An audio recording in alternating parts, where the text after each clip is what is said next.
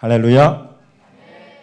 반갑습니다. 여러분들 다시 뵙게 되어서 이 영광스러운 임재와 예배의 현장 가운데에서 우리 주님을 사랑하고 사모하는 천국 백성들, 주님의 신부들과 함께 주님 앞에 있는 이것이 참 감사하고 좋습니다. 여러분들도 그러시죠? 네. 또 정말 이곳에서 드리는 우리의 예배와 기도를 우리 주님이 받으시고 또 여러분의 이 기도와 간구를 따라서 여러분의 기도와 간구가 향하는 그곳에 우리 하나님의 역사하심이, 그 다스리는 손이 임할 줄로 믿습니다. 오늘 저는 이곳에서 여러분들과 함께 이제 이스라엘, 여러분이 또 우리가 함께 기도하고 간구하고 중보하는 이스라엘의 회복의 현장 가운데에서 어떤 사역들이 실제적으로 전개되고 있는지를 좀 나누고 이야기해 달라는 그런 우리 목사님 요청을 받았어요. 그래서 이제 제가 여러분들과 함께 실제로 유대인들 가운데에 또 이스라엘 안에서 주님이 어떤 일을 이루고 계시는가, 이런 부분들을 함께 나눌 텐데, 이제 그걸 여러분이 들으시면 또 다른 어떤 기도와 간구의 필요성들도 여러분이 느끼실 테고, 또 여러분이 이곳에서 기도하고 간구하셨던 것들이 실제로 유대인들 가운데 또 그 땅 가운데서 어떻게 구체적으로 이루어지고 있는가 하는 것들을 또 들으시고, 기도와 간구의 응답으로 여러분이 또 그렇게 역사하시는 하나님을 저를 통해서 듣게 되실 줄로 저는 믿습니다. 우리 말씀을 먼저 한번 읽겠습니다. 구약성경 느헤미야입니다. 구약성경 느헤미야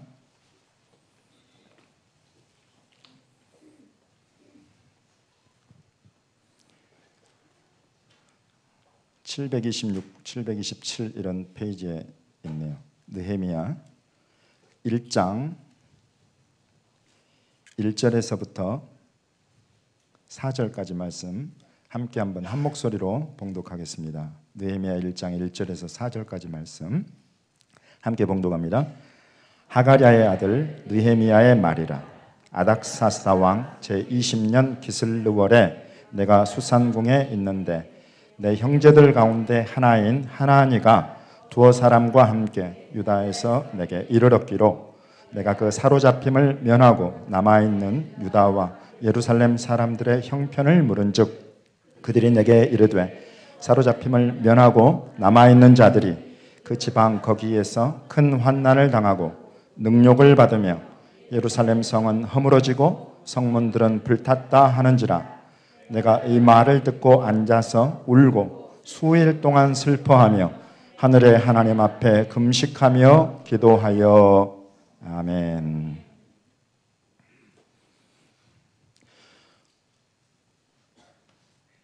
여러분, 우리가 어떤 기도하는 제목들이 있습니다. 어떤 기도 위에서 기도하는 중보의 대상들이 있죠. 그렇게 기도하실 때에 여러분 어떻게 기도하세요? 그 형편과 사정을 누군가 여러분이 기도할 그 사람이나 또는 어떤 대상이 있을 때 그 형편과 상황을 자세하게 들어보고 물어보고 알게 되는 것이 이게 먼저이죠. 그래서 그 형편과 상황을 하나님 앞에 그대로 올려드리면서 또 어떻게 해주셨으면 좋겠다 하는 이런 간구를 함께 하나님 앞에 올려드리게 되는 것입니다. 지금 이곳에서 느헤미야도 꼭 그와 같이 하고 있어요. 느헤미야가 지금 있는 곳이 어디예요?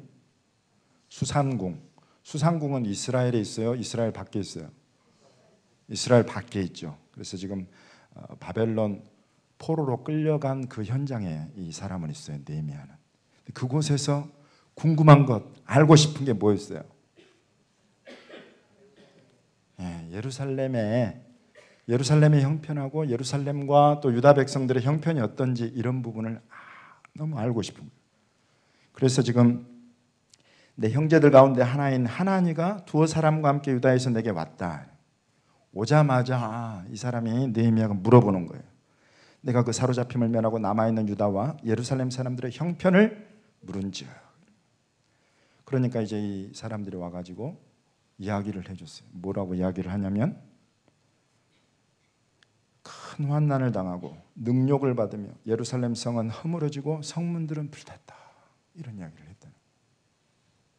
느헤미야가 그 소리를 듣고는 내가 이 말을 듣고 앉아서 울고 수일 동안 슬퍼하며 하늘의 하나님 앞에 금식하며 기도했다. 여러분, 우리가 그냥 우는 법은 없죠. 우리 눈에 눈물이 흐르고 우리가 울게 될 때는 우리 안에 사랑이 있기 때문에 그래요. 사랑이 있기 때문에. 내가 누군가를 위해서 기도할 때, 그 사람을 위해서 기도할 때 눈물이 흘러요. 내가 이 북한을 위해서, 저 지하교회 성도들을 위해서 기도할 때 눈물이 흘러요. 그것은 이상하게 내가 본 적도 없고 만난 적도 없지만 어떤 사랑이 내 안에 있는 거예요. 그것 때문에 울어요. 여러분, 우리가 얼마나 먹기를 좋아합니까?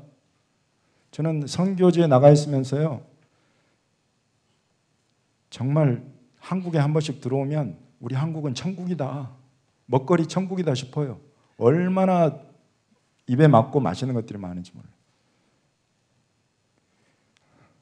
우리 주님은 어떤 분이셨어요, 여러분? 먹기를 탐하고 포도주를 즐기는 분이었다. 이렇게 성경이 이야기를 하고 있습니다. 그렇게 여러분, 우리가 또 하나님이 여러분 처음으로 우리에게 하신 명령이 뭔지 아세요? 먹어라. 먹어라. 동산 나무 실과는 다 너희들이 먹어라. 먹어라부터 시작을 해요. 하나님의 명령은 우리를 다 먹고 살게 주셨다고요. 그래서 우리가 건강하고 좋은 것들을 잘 먹고 잘 사는 것은 하나님의 축복이고 하나님의 명령에 순종하는 것입니다. 누가 이렇게 잘 먹는다고 그러실 게 아니라, 야, 넌 정말 하나님의 명령에 순종하면서 사는구나. 그게 정말입니다. 그런데 이렇게 좋은 먹거리를 포기하게 되는 때가 있는 거예요. 내가 그렇게 먹고 싶고 이걸 먹으면 그냥 막 우울했던 마음이 막 행복해져요.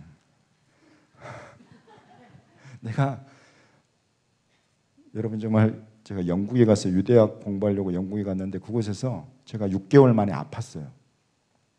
까닭 없이 아팠어요. 그래서 시름시름 앓고 있는데 제 아내가 저를 위해서 뭐 하나를 만들어줬어요. 그거 먹고 제가 나았어요. 뭘까요? 누룽지. 야, 이런 냄비에다가 밥을 이렇게 해가지고 그걸 태워서 누룽지를 만들어서 줬는데 세상에 제가 그거 먹고 나을 줄은 몰랐어요. 이 먹거리라는 게 참 이상한 거예요. 그런데 이렇게 귀하고 사랑스럽고 때로는 우리의 병까지 낫게 해주는 그런 먹거리를 포기할 때가 있는 거예요.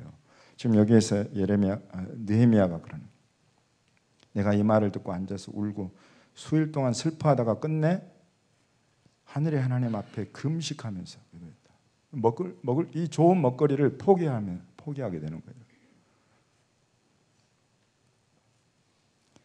여러분, 이런 대상이 저와 여러분에게 있기 때문에 여러분이 이 자리에 모이셔서 이 회개와 중보, 이 타이틀 아래 앉아서 그렇게 회개하고 중보하고 기도하는 줄로 저는 믿습니다. 여러분, 그러시지요?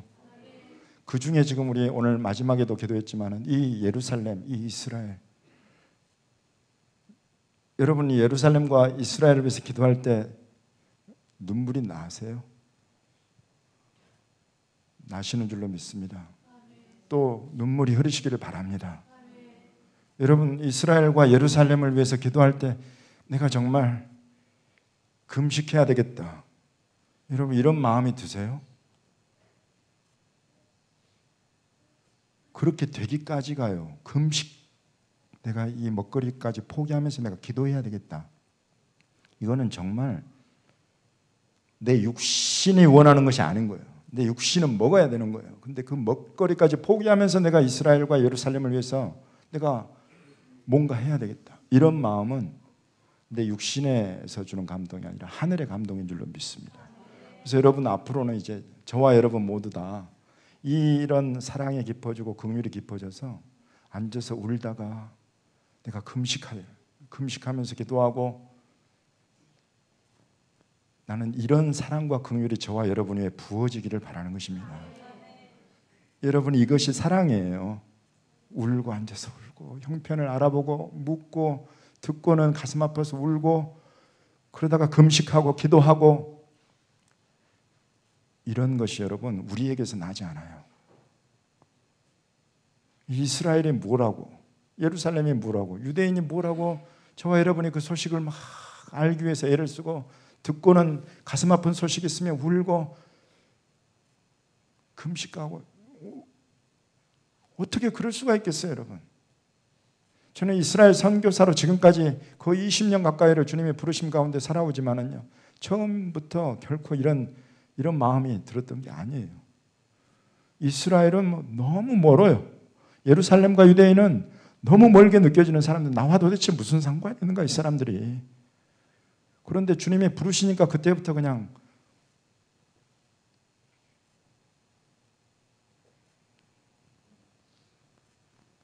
저와 여러분을 위해서 피 흘리신 그 주님이 이 유대인, 이 이스라엘, 이 예루살렘에 대해서 뭔가 특별한 계획을 가지고 있다고 알려주시니까 그래서 우리가 귀하게 생각하고 그래서 우리가 뭔가 알아보려고 하는 거예요. 저는 그랬습니다. 정말 감동이 하나도 없는 거예요. 주님이 부르시는데. 그래서 기도를 하는데 40일을 아침에 막 금식하면서 기도했어요. 주님, 뭡니까 이게, 뭔가 부르심이 있고 주님이 뜻이 있으면 뭔가 알려주셔야 되는데 전혀 마음에 감동도 없고 긍휼한 마음도 없고 사랑하는 마음도 없습니다. 정말 그렇더라고요. 솔직하게. 그런데 그 주님의 부르심 그거 하나 붙잡고 이제 계속 들여다보고 살펴보고 묻고 구하고 형편을 살펴보고 알아보고 책을 사서 읽어보고 주변에 이스라엘 갔다 온 사람들이 있으면 만나보고 이스라엘 기도 모임이 있다 그러면 가보고 무엇을 위해서 기도하는지를 알아보고 어떻게 기도하는지 무슨 말씀 의지해서 기도하는지를 알아보고 이러다 보니까 주님이 알려주시는 거예요. 이 성경을 통해서 예루살렘과 이스라엘과 유대인을 향한 하나님의 신비가, 미스터리가 풀어져 가기 시작하는 거예요. 그러면서 주님이 저를 더 깊은 주님과의 사귐의 자리, 주님을 알아가는 그런 자리로 인도해 가셨어요. 주님이 여러분 뭘 부르시면요, 그 부르심을 딱 붙잡으면 우리를 주님이 이 말씀 안으로 이끌어 가십니다. 이 말씀 안으로. 왜냐하면 이 말씀은 늘 이곳에 있어요. 우리를 흔들리지 않고 견고하게 붙들어 주는 것이 되는 것입니다. 그래서 주님의 어떤 비전, 주님의 부르심, 주님의 어떤 열정, 눈물, 금식으로 어떤 부르시는 것이 있으면 그것에 대한 주님의 비전, 뜻이 이 말씀 속에서 계속 풀어지고 나타나는 것입니다. 그래서 이스라엘에 대해서도 유대인과 예루살렘과 유대인들에 대해서도 주님이 계속 이 말씀을 통해서 열어가시는 거예요. 그 중에 하나가 시편 122편 6절 말씀이었어요. 여러분 암송하는 분들 계시죠? 뭐예요? 시편 122편 6절. 예루살렘을 위하여 평안을 구하라. 예루살렘을 사랑하는 자는 형통하리라. 아멘입니까? 제가 많은 다른 말씀들 중에 이스라엘과 예루살렘을 위해서 기도하고 간구하는 여러분들 앞에 오늘 딱 뽑아낸 말씀 하나가 이 말씀입니다. 예루살렘을 위하여 평안을 구하라. 예루살렘을 사랑하는 자는 형통하리라. 그리고 그 말씀이 실제로 이루어진 역사, 그 현장이 오늘 저와 여러분이 함께 읽은 느헤미야 1장, 느헤미야 전체 본문입니다. 이 느헤미야가 예루살렘, 먼저 제가 그 뜻을 알려드릴게요. 예루살렘을 위하여 평안을 구하라 그러잖아요. 구하라, 이게 뭘까요? 어떠라? 기도해라. 또 구하라. 이럴 때 여러분 조금 히브리어 지식이 필요해요. 그죠? 성경이 어떤 말로 기록되어 있어요? 네, 지금 우리 눈앞에 있는 이 성경은 한글, 우리말로 기록이 되어 있지만 원래는 히브리어로 기록이 되어 있는 거예요. 그러니까 늘 원전에 뭐라고 기록되어 있는지 그 뜻을 알면 지금 우리말로 번역된 이 말씀 성경의 의미가 딱 드러나는 거예요. 그래서 제가 히브리어로 봤어요. 그랬더니 샬루, 샬롬 예루샬라임, 이실라유 오하바이흐 이러는 거예요. 그래서 샬루라고 시작을 해요. 그래서 우리 노래 있죠.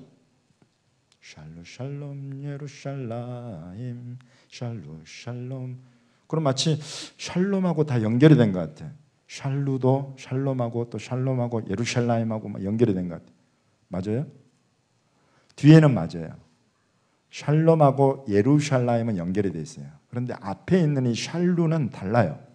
이 샬루는 뭐냐면 히브리어로 리쉬올이라는 단어예요. 그래서 이거는 물어보다는 거예요. 물어보다. 먼저 가장 먼저의 의미가 물어보라는 거예요. 뭘 물어보라는 거예요?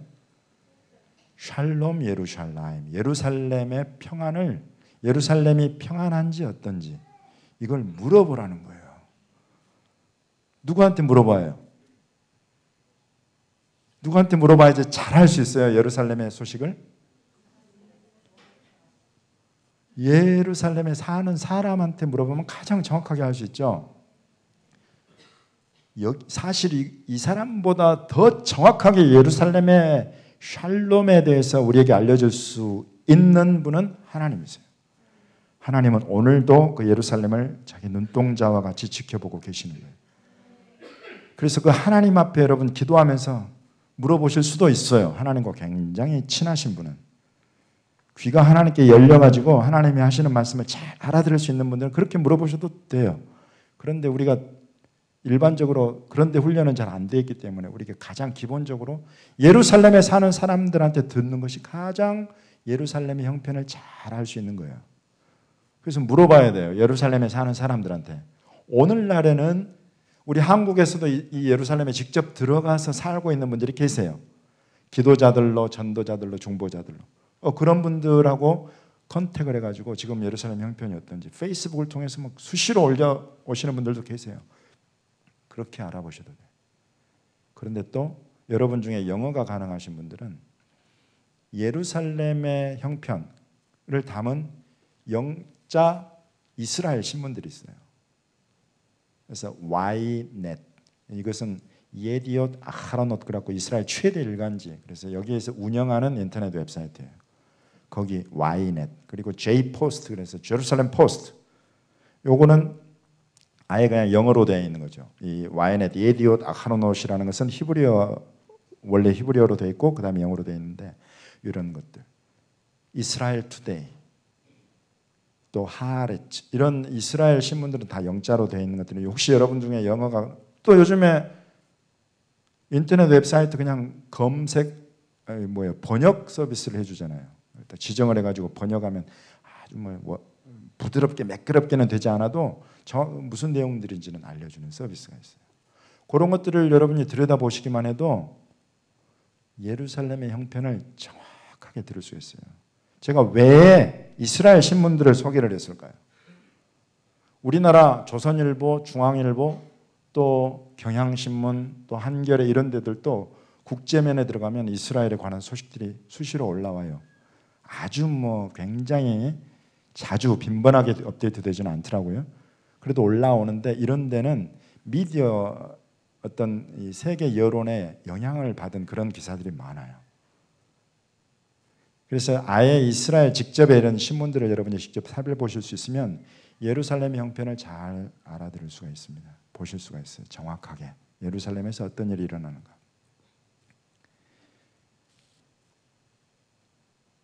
오늘날에 적용한 거예요. 지금 느헤미야는 거기에서 온 사람을 붙들고 형편을 직접 물어보고 들어온 거예요. 여러분 오늘날 예루살렘의 형편을 물어보면 예루살렘의 모습이 어떨까요? 제가 여러분 기도하는 분들이니까 이 기도의 방향 두 가지만 제가 말씀을 드리겠습니다. 오늘날 예루살렘의 형편. 제가 이제 예루살렘에 살다가 왔잖아요. 2007년도부터 2011년도까지 곳에 살면서 그곳에서 매주 기도의 단을 쌓고 여러 기도의 동역자들과 함께 이스라엘 전역을 다니면서 기도의 그 아주 전략적인 포인트들이 되는 곳을 직접 방문해가지고 다니면서 발로 다 다니면서 기도하고 그리고 왔어요. 그래서 여러분에게 정확한 정보를 드릴 수 있어요. 여러분은 기도하는 분들이니까 그냥 어떤 뜬구름 잡는 기도, 허공을 치는 이런 기도, 이런 거 말고 정확하게 여러분의 기도가 가서 타겟을 맞출 수 있도록 여러분 이런 것들을 아셔야 할 필요가 있는 것입니다. 그러면 여러분 기도를 통해서 어떤 방향으로 내가 앞으로 기도를 잡고 또 사역을 전개해 가야 될지 방향이 잡히는 거예요. 이건 아주 중요한 것입니다. 그래서 여러분 이스라엘, 예루살렘에서 일어나는 가장 중요한 일, 일어난 일은 1948년 이스라엘이 나라로 선거하고 1967년 예루살렘이 이스라엘로 돌아간 거예요. 그건 과거에 일어났어요. 아주 중요한 일입니다. 앞으로 일어날 일, 그런 움직임 하나는 뭘까요? 제3성전이에요. 제3성전을 이 예루살렘에 세워가려고 하는 움직임이 벌써 우리 브레이티비 김종철 감독님 만든 그 다큐멘터리 영화를 통해서 우리에게 다 알려졌죠. 소개가 됐습니다. 이 정도로 유대인들이 제3성전을 세워가려고 하는 움직임이 있어요. 그럼 여러분 이것은 뭘까요? 유대인들이 왜 제3성전을 세우려고 하는가? 요거 하나만 들여다봐도 예루살렘의 영적인 형편이 그냥 우리에게 드러나는 것입니다. 유대인들이 왜 성전을 세우려고 할까요? 제사를 드리기 위해서. 제사가 왜 필요합니까? 유대인들한테 죄 사함의 길이 필요하니까 그러는 거예요. 그럼 여러분, 이 유대인들이 죄 사함을 구해서 제3성전을 짓는 것이 하나님의 길로 보여요? 아니에요? 아닌 거죠. 이렇게 아니라고 확실하게 말씀하실 수 있어야 되는 거예요. 이 말씀의 기초에서. 이 말씀이 뭐라고 되어 있냐면 하나님이 이전에 레위기와 구약 모세오경에 주셨던 제사와 제물과 그 모든 것들은 어떻게 하셨다? 예수님으로 말미암아서 단번에 더 좋은 제물로 온전한 제사로 드려져서 더 이상 죄를 위하여 제사 드릴 것이 없다라고 성경이 이야기를 하고 있는 것입니다. 그러면 유대인들이 왜 이 제3성전을 세워서 죄 사함의 길을 다시 구약의 그런 방법으로 세워가려고 하느냐? 예수님을 못 봐서 그러는 거예요. 여러분, 이것이 예루살렘의 형편입니다. 예루살렘에 두 가지 세력이 있어요. 하나, 유대인들 가운데에 두 가지 세력. 하나는 예수님을 예배하는 믿음의 사람들이 있습니다. 이걸 우리는 믿는 유대인들 또는 히브리 크리스천들이라고 불러요. 이 사람들이 이 세력 예루살렘에 있어요. 이 사람들은 정말 예배를 드리는 것이 영적 전쟁이에요. 예루살렘에서 그들과 함께 예배를 드리십시오. 드려보십시오. 정말로 그것이 예배 임재 현장이면서 영적인 전쟁이에요. 그걸 바로 여러분 느끼실 수가 있을 거예요. 이 사람들을 대적하는 세력이 있어요. 예수가 그리스도이신 것을, 예수와 후 하마시ach, 예수 그가 메시아인 것을 거부하는 유대인들이 있는 것입니다. 이 두 가지 세력이 싸우고 있어요.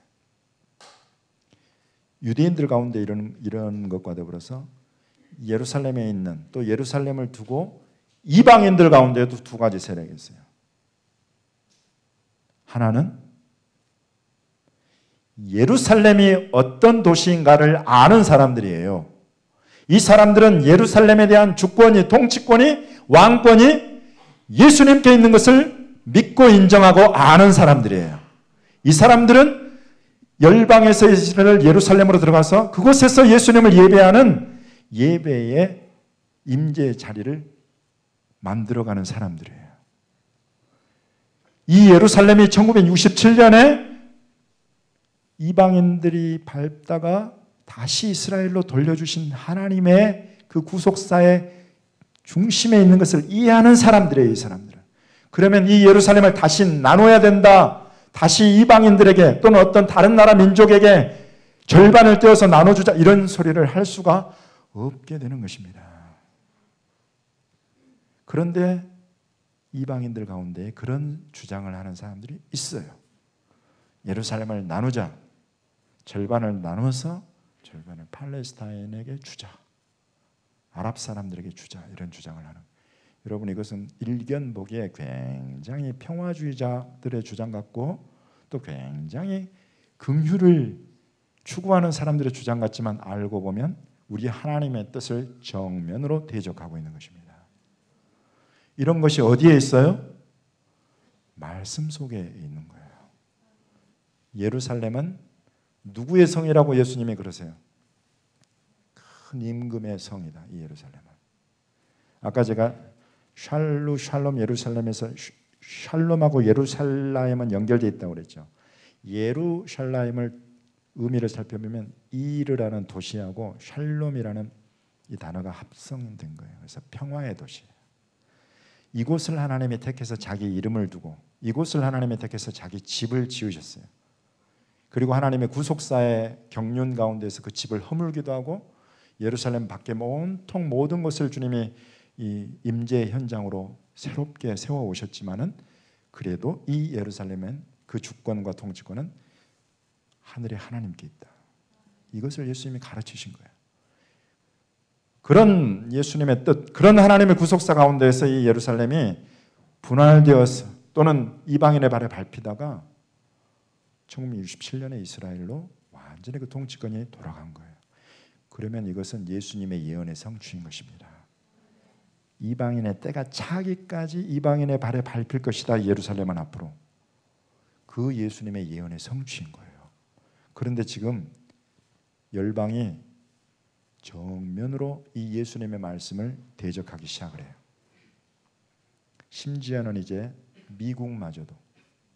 미국은 지금까지 절대 그 주장에 동조하지 않았습니다. 그런데 오바마 대통령 나타나고 들어서면서 중동 정책의 변화를 가져오면서 나누자 이렇게 되어가는 거예요. 여러분, 이런 움직임들을 보십시오. 그러면 이제 예루살렘에 두 가지 세력이 있다. 유대인들 가운데 하나는 예수님의 왕 되심을 인정하고 예배하는 사람들, 또 하나는 예수의 메시아신 것을 거부하고 끝까지 거스리는 유대인들. 이방인들 가운데 하나는 이 예루살렘의 통치권과 주권은 주님께 있다. 주님의 것이다. 이스라엘에게 주셨기 때문에 나누어질 수 없다. 이것은 예수님이 하신 말씀이다. 이것을 이해하고 선포하고 그대로 위에서 기도하는 열방의 크리스천들. 또 하나는 나누어주자. 자기 것도 아닌데 요거는 예수님 건데 이것은 하나님 건데 나누어주자. 이거는 뭐냐면 월권행위예요. 하나님의 권위와 하나님의 뜻의 정면으로 거스리는 거역이고 반역인 것입니다. 이런 것들이 이 예루살렘에 있어요. 그리고 그런 주장을, 그러니까 예수님의 왕 되신 것과 예수님의 온전한 제사로 드려지신 그것을 거부하고 받아들이지 않는 사람들은 제3성전을 세워가려고 하는 것입니다. 그리고 그 일 가운데는 분명히 적그리스도가 앞으로 개입돼서 나타날 거예요.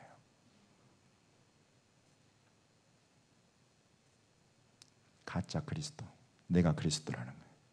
내가 메시아라는 거예요. 내가 기름 부은 왕이다. 꼬드겨가지고 거짓말로. 그런데 유대인들 가운데 이것에 현혹되는 사람들이 있을 거라고 성경은 이야기를 하는 것입니다. 여러분, 이런 때가 예수님이 말씀하셨던 그 종말의 징조의 때들이 벌써 우리 눈앞에 이렇게 가까이 와 있어요. 우리가 그 시대를 살아가고 있는 것입니다. 그래서 이 예루살렘을 들여다봐야 돼요. 그 형편을 살펴보고. 그럼 이런 소식들을 지금 여러분이 이제 듣게 되시면 어떻게 기도해야 될까가 그냥 보이는 거죠. 앞으로 우리가 예루살렘에 들어가서 무엇을 해야 될 것인가가 여러분 우리 마음속에 와닿는 것입니다. 지금 여기에서 느헤미야는 이 소식을 듣고는 예루살렘 성벽이 다 무너졌답니다. 여러분, 지금과 달라서 그때 당시는 성벽이 무너졌다 그러면 성벽 밖은 뭐예요? 광야고 짐승이고 강도고 도적이 있는 그런 바로 그냥 안전과 평화를 보장할 수 없는 그런 형편인 거예요. 그렇게 되고 성 문은 막 불에다 탔다. 이거는 성 안에 보호받을 수 있는 보호장치가 하나도 없어져 버린 그런 형편인 것입니다. 그러니까 이 느헤미야가 너무 가슴이 아파요. 어떻게 하나님의 이름이 있고 하나님의 집이 있는 그곳이 이렇게 될 수 있단 말인가. 그래서 금식하기로 결정해요. 울다가 금식하고 기도하기로 한 거예요. 그 기도의 내용이 우리 5절부터 쭉 나옵니다. 한번 기도의 내용 한번 같이 한번 읽어보겠습니다. 5절부터 제가 한 절, 여러분이 한 절 교독하겠습니다. 5절부터 이르되 하늘의 하나님 여호와 크고 두려우신 하나님이여, 주를 사랑하고 주의 계명을 지키는 자에게 언약을 지키시며 긍휼을 베푸시는 주여 간구하나이다. 주의 종들인 이스라엘 자손을 위하여 주야로 기도하오며 우리 이스라엘 자손이 주께 범죄한 죄들을 자복하오니 주는 귀를 기울이시며 눈을 여시사 종의 기도를 들으시옵소서. 나와 아버지의 집이 범죄하여 주를 향하여 크게 악을 행하여 주께서 주의 종 모세에게 명령하신 계명과 율례와 규례를 지키지 아니하였나이다. 옛적에 주께서 주의 종 모세에게 명령하여 이르시되 만일 너희가 범죄하면 내가 너희를 여러 나라 가운데 흩을 것이요 만일 내게로 돌아와 내 계명을 지켜 행하면 너희 쫓긴 자가 하늘 끝에 있을지라도 내가 거기서부터 그들을 모아 내 이름을 두려고 택한 곳에 돌아오게 하리라 하신 말씀을 이제 청하건대 기억하옵소서. 이들은 주께서 일찍이 큰 권능과 강한 손으로 구속하신 주의 종들이요 주의 백성이니이다. 함께 읽겠습니다. 주여 구하오니 귀를 기울이사 종의 기도와 주의 이름을 경외하기를 기뻐하는 종들의 기도를 들으시고 오늘 종이 형통하여 이 사람들 앞에서 은혜를 입게 하옵소서 하였나니 그때 내가 왕의 술관원이 되었느니라. 아멘. 이런 기도를 하게 되는 거예요. 여러분, 느헤미야가 한 이 기도의 핵심이 뭡니까? 죄를 자복하고 하나님 우리가 범죄했습니다. 그리고 무엇을 의지합니까? 언약의 말씀을 의지하는 것입니다. 하나님 이렇게 하시겠다고 하셨죠. 우리가 범죄해서 예루살렘 성벽이 무너지고 성은 불에 탔습니다. 그렇지만 하나님 말씀하신 대로 이제 우리가 주 앞에 돌이키고 회개하오니 우리를 불쌍히 여기시고 말씀하신 대로 하늘과 땅 끝에 있을지라도 다시 모아 드려 주시옵소서. 말씀을 그죠? 여러분, 이스라엘이 이 시대에 회복되는가? 예루살렘이 다시 이스라엘에게로 돌아가고 유대인들 가운데 다시 예수님을 믿고 예배하는 자들이 일어나는 것. 여러분, 이것은 하나님이 미리 성경에 다 기록하고 약속하신 말씀들입니다. 그것을 알아보고 그렇게 하십시오. 그 말씀을 기억하십시오. 라고 하는 사람들이 바로 저와 여러분들. 주님이 저와 여러분을 정말 입을 보고 계세요. 입에서 나오는 기도를 여러분 하늘 보좌에서 받아서 여러분 듣고 응답하시는 줄로 믿으시기 바랍니다.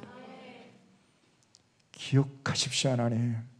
하나님이 제가 오늘 말씀 읽다가 이렇게 이스라엘을 회복하시겠다고 말씀하신 말씀을 읽었습니다. 이 말씀을 기억해 주십시오 라고 기도하는 거예요.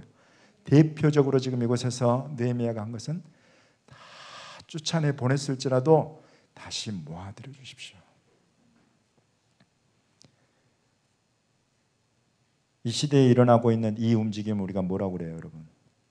알리야라고 하는 거예요.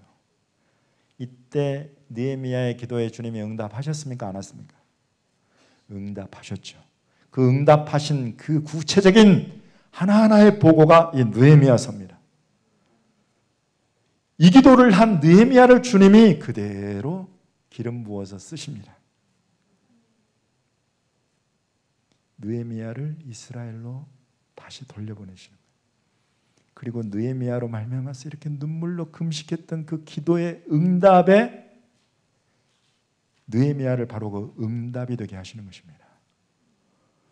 느헤미야를 통해서 여러분 50 52일 만에 예루살렘 성벽이 복원되어 버립니다. 여러분, 이곳에서 여러분 하는 기도, 여러분 입술을 열어서 하나님 앞에 눈물로 울부짖어하는 기도, 주님이 들으시는 줄 믿으시기 바랍니다. 그리고 여러분이 바로 그 기도의 응답이 되도록 하실 줄로 저는 믿습니다.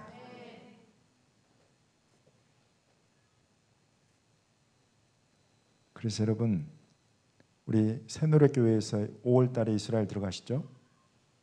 그렇죠? 또 제가 섬기는 CMI라는 유대인 선교회에서는 4월 2일부터 10일까지 6월절에 맞춰서 또 이스라엘을 들어가요. 브레이TV의 김종철 감독님 팀은 또 아마 이분들도 5월일 거예요. 그러면 여러분 지금 새노래교회나 또 저희 CMI 유대인 선교회나 또 브레이TV 이런 데서 이스라엘 들어가는 건 이제 더 이상 과거에 우리 주님이 행하신 그런 일들을 들여다보려고 가는 것들이 아닌 줄로 저는 믿습니다. 오늘날의 주님 여러분, 기도하는 분들을 주님이 이끌어서 이스라엘로 가게 하실 때에는 생기로 들어가게 하시는 줄로 믿습니다. 예배자들로 들어가게 하시는 줄로 믿습니다.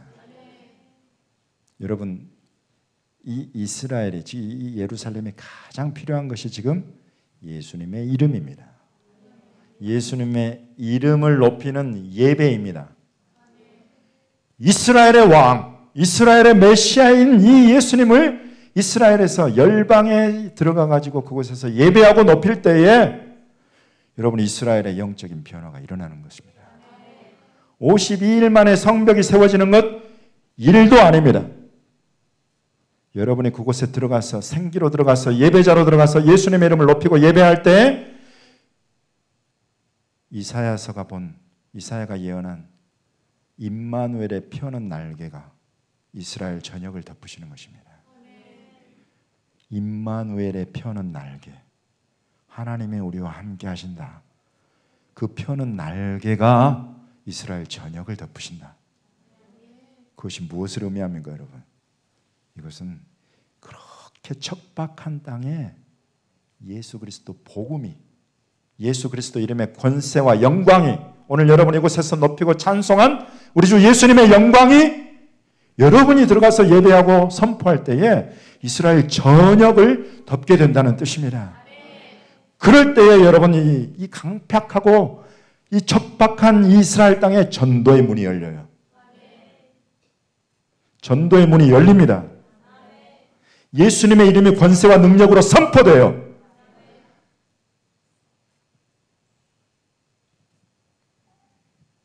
제가 그 증인입니다, 여러분. 제가 그 증인이에요. 실제로 저희 2007년도부터 시작된 중보기도 운동이 있었어요. GPNK라고. 키비에서 주관을 했죠. 그 기도 운동, 저는 이제 예루살렘 들어가가지고 그 기도문을 3년을 썼어요. 찬양걸과 더불어서 기도에 현지에서 직접 예루살렘 소식을 담아서 보냈어요. 그러면 전 세계에서 이것을 가지고 함께 기도하는 것입니다. 3년의 기도가 쌓이니까 2010년도부터 이스라엘에 놀라운 일들이 일어나는 거예요. 와, 제가 깜짝 놀랐어요. 정말 믿는 유대인들 가운데에 복음 전도의 열정에 놀라운 변화가 있고, 또 이스라엘 미디어, 예수 믿는 사람들, 예수 믿는 우리 메시아닉 공동체 교회들이 소개가 되기 시작을 하고, 신문, TV, 언론 방송에서 예수 믿는 사람들과 반선교단체가 비교되어 가지고 소개가 돼요. 와, 여러분 이런 예가 없었어요.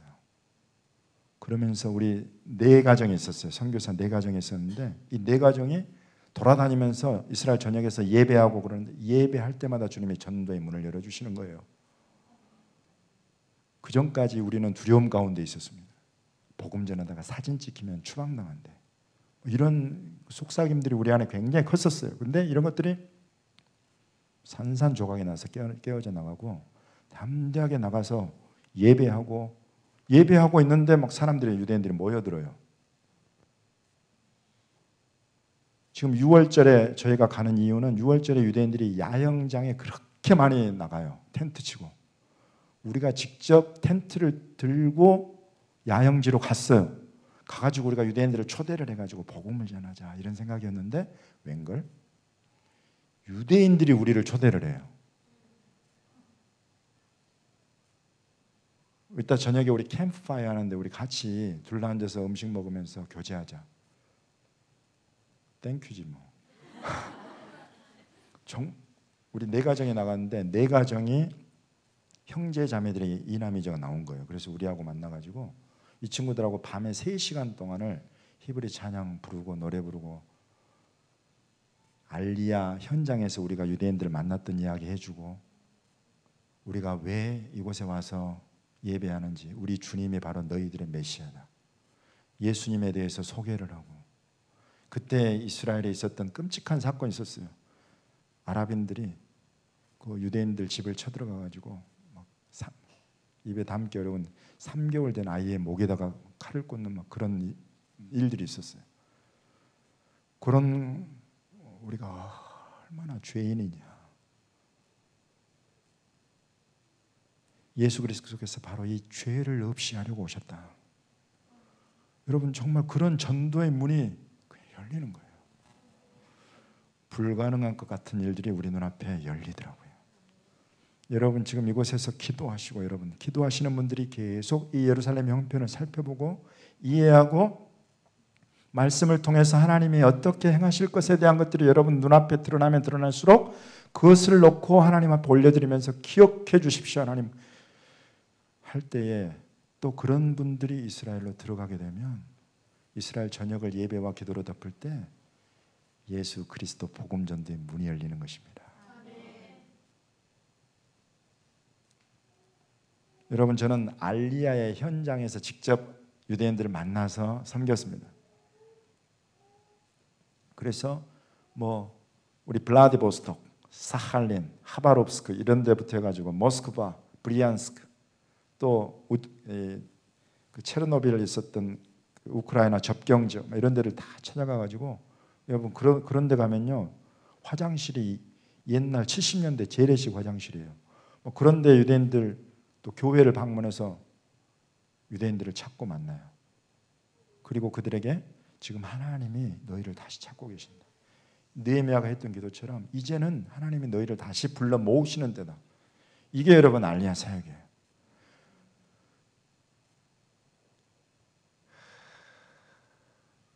깊도다. 이 알리야 사역에 담긴 하나님의 비밀이에요.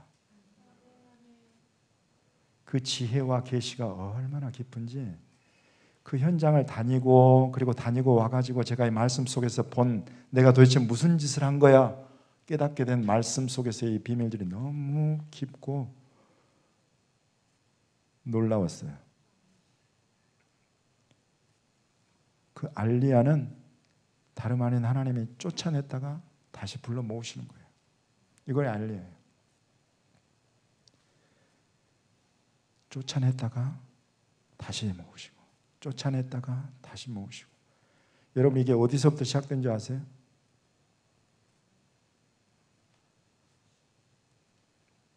굉장히 멀리까지 가기 전에 이게 지금 이스라엘이라고 하는 이 이름이 어디서 유래했어요? 누구한테서? 야곱한테서 시작이 됐어요. 야곱이 어디로 실은 쫓겨났어요? 외삼촌의 집 저 밧단 아람으로 쫓겨났어요. 밧단 아람은 지금으로 보면 터키, 먼저 하란이라고 부르는 그 부분까지 쫓겨났어요. 그곳에서 몇 년을 살았어요? 20년을 살았어요. 7년을 라헬을 위해서, 7년을 레아를 위해서, 6년은 외삼촌의 양떼를 위해서. 그렇게 20년을 그곳에 살면서 내가 다시 돌아갈 수 있을까? 다시 돌아왔어요.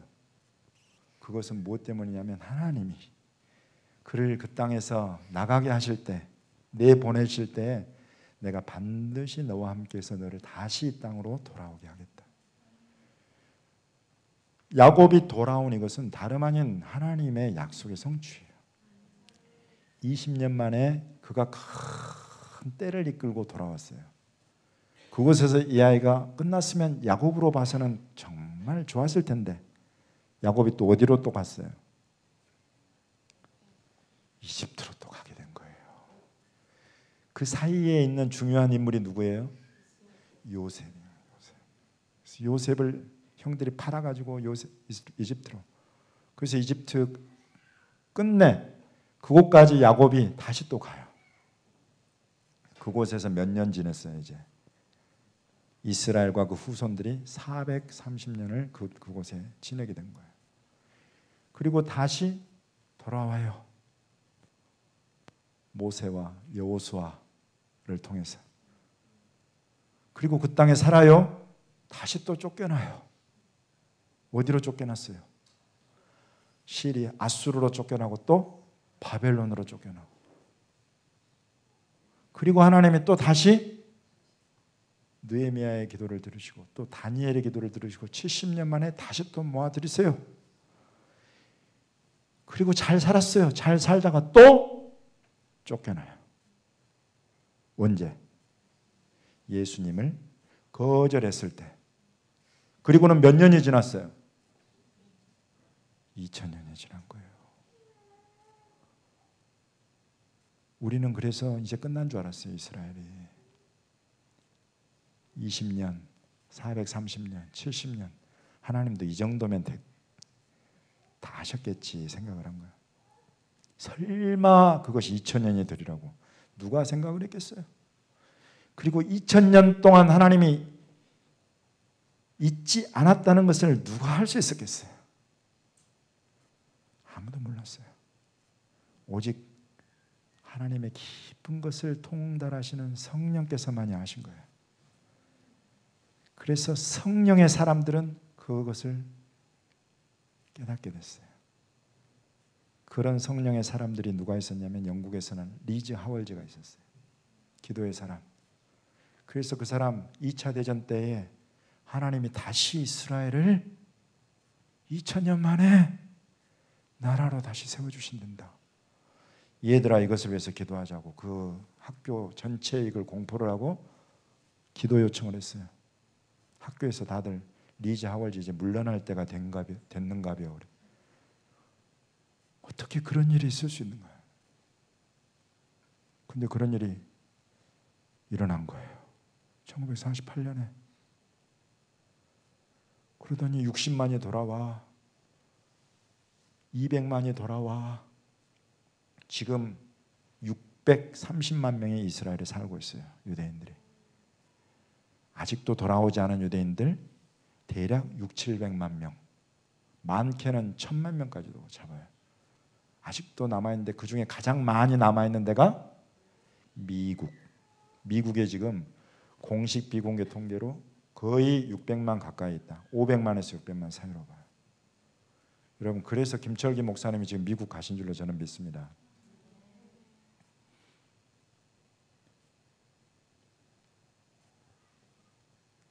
하나님이 다시 모으시는 거예요. 쫓아버렸다. 이거는 유대인들의 숙명이에요. 부르심이에요. 이 속에 하나님의 약속이 걸려 있어서 그래요. 하나님의 이 말씀이 걸려 있어서 그래요.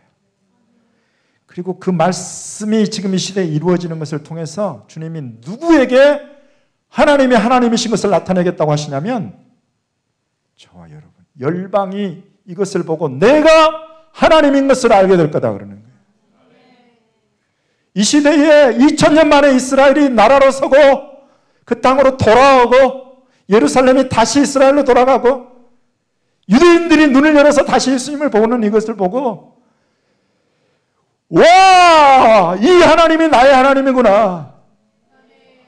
이 하나님이 여기 약속하신 이 말씀을 신실하게 이루시는 나의 하나님이구나.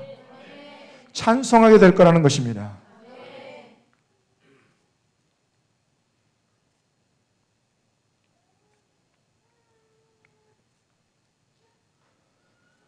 제가 그 얄리야 현장에서 실제로 유대인들을 만나보니까 가장 큰 걸림돌이 뭔지 아세요? 유대인들이 하나님의 말씀에 순종하기에 우리 인간의 악이었어요. 우리 인간이 악해가지고 자기 동족 유대인들에게 행한 그 피 흘림과 그 고통과 그 악한 것, 홀로코스트, 포그롬, 인퀴지션, 스페인, 영국에서 쫓아내버리는 것들, 패스트, 흑사병에 누명을 씌우고, 러시아에서는 황제의 암살에 누명을 씌우고, 히틀러는 나서서 자기 종족 우월주의를 내세우면서 우리보다 우월하다고 생각되는 유대인들은 다 잡아 죽여야 된다. 이러면서 여러분 수백만의 자기 동족들이 죽어나갈 때 그 인간, 저와 여러분과 같은 인간이 행한 악 때문에 이 사람들이 하나님을 믿지를 못해요.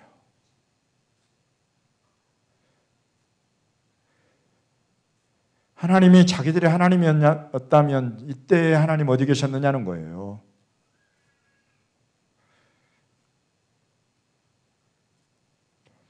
이런 사람, 이 유대인들이 이런 이야기를 하면요, 말문이 막혀요. 어떻게든지 설명하려면 할 수는 있겠죠. 그렇지만 그게 설명으로 풀어지는 거예요? 아니에요. 마음에 상한 거예요. 우리가 잘못했다. 우리가 잘못했다. 우리가 정말 너희를 향한 하나님의 계획을 우리가 몰랐다. 그렇게 되는 거예요. 성령께서 그런 마음을 주세요. 그래서 회개하는 것입니다. 우리가 잘못했다. 이것은 우리의 잘못이고 우리가 무지했다. 하나님이 우리만 사랑하고 이제 너희들 버려버린 줄 알았다. 근데 아니더라요. 근데 아니더라. 하나님이 너희를 여전히 사랑하고 계시고 자기 때가 되니까 약속하신 모든 것을 이루고 계신다. 그래서 내가 여기 왔다. 그거 전해주려고. 여러분 정말 처음에 나를 만났을 때 표정하고 이런 과정을 지난 다음에 나를 볼 때 표정이 얼굴이 막 달라져요. 마음속에 응어리가 풀어져 가는 거예요. 여러분 그런 일을 할 수 있는 사람들이 저와 여러분들입니다. 지금 이 시대에 하나님과 이 이스라엘 유대인들 사이에서 다리 역할을 할 수 있는 사람들이 저와 여러분이에요. 그냥 무조건 나가서 예라이 율법주의자들아, 예라이 예수도 모르는 놈들아 이럴 것이 아니라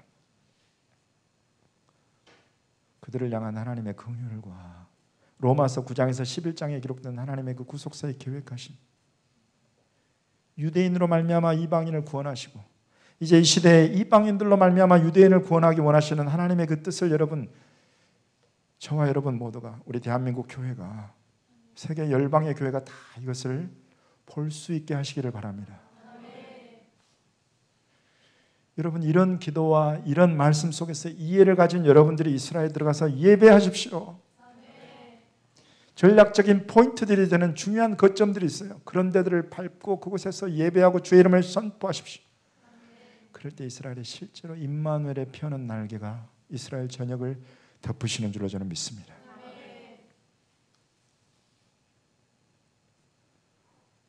그래서 바로 그럴 때에 이 모든 알리야 사역, 그 땅으로 돌아오게 하시는 하나님의 이 뜻의 완성, 그것은 땅으로 돌아올 뿐만 아니라 이제 그들의 메시아, 그들의 왕, 그 예수께로 돌아오게 하는 이 사명, 그 전도의 이 복음의 비밀을 그들에게 되돌려주는 이 놀라운 사명을 저는 저와 여러분을 통해서 주님이 이루시기를 원하는 것입니다. 우리 대한민국 교회를 통해서 놀라운 계획하심이 있습니다. 우리 한민족을 향한 주의 부르심이 있어요. 그 부르심을 이루시기를 원하는 것입니다. 저와 여러분 안에 두신 이 예수 그리스도로 말미암은 그들을 향한 긍휼의 눈물과 금식과 예배와 예수 이름의 영광을 담은 우리들을 통해서 주님이 이 마지막 때에 이 유대인들의 눈을 열어주시고 귀를 열어주시고 그 마음을 열어서 예수는 그리스도라,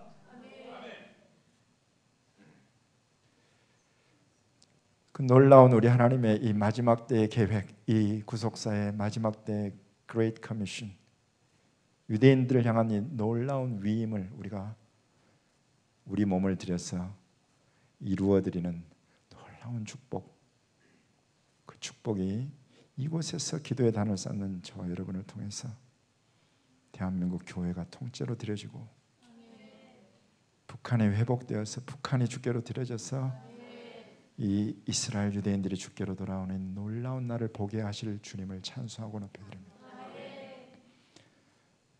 여러분, 이것이 성경이 약속하고 있는 바고, 그리고 저와 여러분이 그래서 그 방향으로 기도해 가야 될 바로 그 비전이고 그 방향입니다. 주님이 우리를 통해서 이스라엘에 예수님의 집을 짓기를 원하십니다. 이 집은 제3성전 이런 정도가 아니에요.